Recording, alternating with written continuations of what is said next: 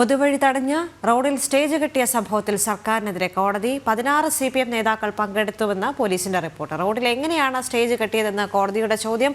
Road കുത്തിപ്പൊളിച്ചെങ്കിൽ case വേറെയെന്നും കോടതി പറഞ്ഞു. സെക്രട്ടേറിയറ്റിന് മുന്നിൽ വഴി തടഞ്ഞാണ് ജോയിന്റ് കൗൺസിൽ സമരം നടത്തിയതെന്നും കോടതി ചൂണ്ടിക്കാട്ടി. വിവരങ്ങളുമായി രേഷ്മ ബാബു ചേർന്നുണ്ട്. രേഷ്മ, വഞ്ചിയൂർ സംഭവത്തിന് ശേഷം പിന്നെയും ഇത്തരം ഇടത് സംഘടനകളുടെ ഭാഗത്ത് നിന്ന് ഇത്തരം പ്രവർത്തികൾ തുടരെ ഉണ്ടാകുന്നു എന്നൊരു കാര്യം കൂടി ഈ ഒരു ഘട്ടത്തിൽ വിശദീകരിക്കേണ്ടതുണ്ട്. കാരണം സെക്രട്ടേറിയറ്റിന് മുന്നിൽ അടക്കം യോഗം ചേരുമ്പോൾ വലിയ ഗതാഗത കുരുക്ക് അവിടെ സൃഷ്ടിക്കുന്ന ഒരു സാഹചര്യം ഉണ്ടായിരുന്നു. മാത്രവുമല്ല, ഈ ഒരു വിഷയത്തിൽ പോലീസ് കൃത്യമായ നടപടികൾ സ്വീകരിക്കുന്നില്ല. ഇടത് സംഘടനകളുടെ പരിപാടി ആയതുകൊണ്ട് തന്നെ പോലീസ് കൃത്യമായ നടപടികൾ സ്വീകരിക്കാത്ത സാഹചര്യത്തിലാണ് കോടതിയുടെ ഇടപെടലുണ്ടായിരിക്കുന്നത്, അല്ലേ?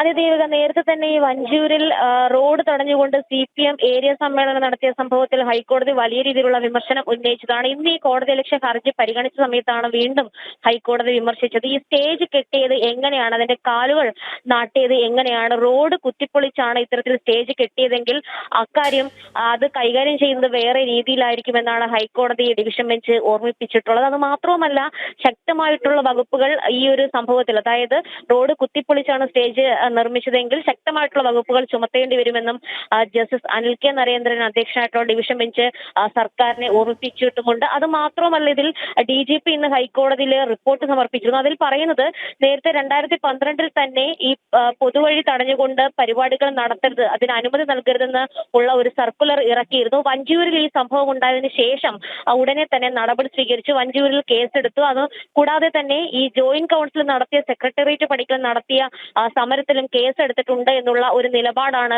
സംസ്ഥാന പോലീസ് മേധാവി ഹൈക്കോടതിയിൽ വ്യക്തമാക്കിയിട്ടുള്ളത്. SHO നിലവിൽ നൽകിയിട്ടുള്ള റിപ്പോർട്ടിൽ 16 CPM നേതാക്കൾ, MV ഗോവിന്ദൻ അടക്കമുള്ള 16 CPM നേതാക്കളാണ് ഈ വഞ്ചിയൂരിൽ ഈ ഏരിയ സമ്മേളനത്തിൽ പങ്കെടുത്തതെന്നാണ് ഹൈക്കോടതി അറിയിച്ചിട്ടുള്ളത്. നേരത്തെ ഹൈക്കോടതി ചോദിച്ചിരുന്നു, ആരൊക്കെയാണ് ഈ സമ്മേളനത്തിൽ പങ്കെടുത്തത്, ആരൊക്കെ പ്രസംഗിച്ചു. അതിന്റെ മറുപടിയായിട്ടാണ് ഈ 16 നേതാക്കളുടെ വിശദാംശങ്ങൾ ഹൈക്കോടതിയിൽ SHO റിപ്പോർട്ടായിട്ട് നൽകിയിട്ടുള്ളത്. ഈ നിയമം ലംഘിച്ച് ഇത്തരത്തിൽ സമ്മേളനം നടത്തിയവർക്കെതിരെ, സംഘാടകർക്കെതിരെയും പങ്കെടുത്തവർക്കെതിരെയും അവർ പ്രത്യാഘാതങ്ങൾ നേരിടേണ്ടി വരുമെന്നുള്ള ഒരു മുന്നറിയിപ്പ് കൂടി ഇന്ന് ഹൈക്കോടതി നടത്തിയിട്ടുണ്ട്. എന്തായാലും കോടതിയലക്ഷ്യ ഹർജി ഹൈക്കോടതി അടുത്ത ബുധനാഴ്ചത്തേക്ക് മാറ്റിയിട്ടുണ്ട്, അതായത് മറ്റന്നാളത്തേക്ക് മാറ്റിയിട്ടുണ്ട്.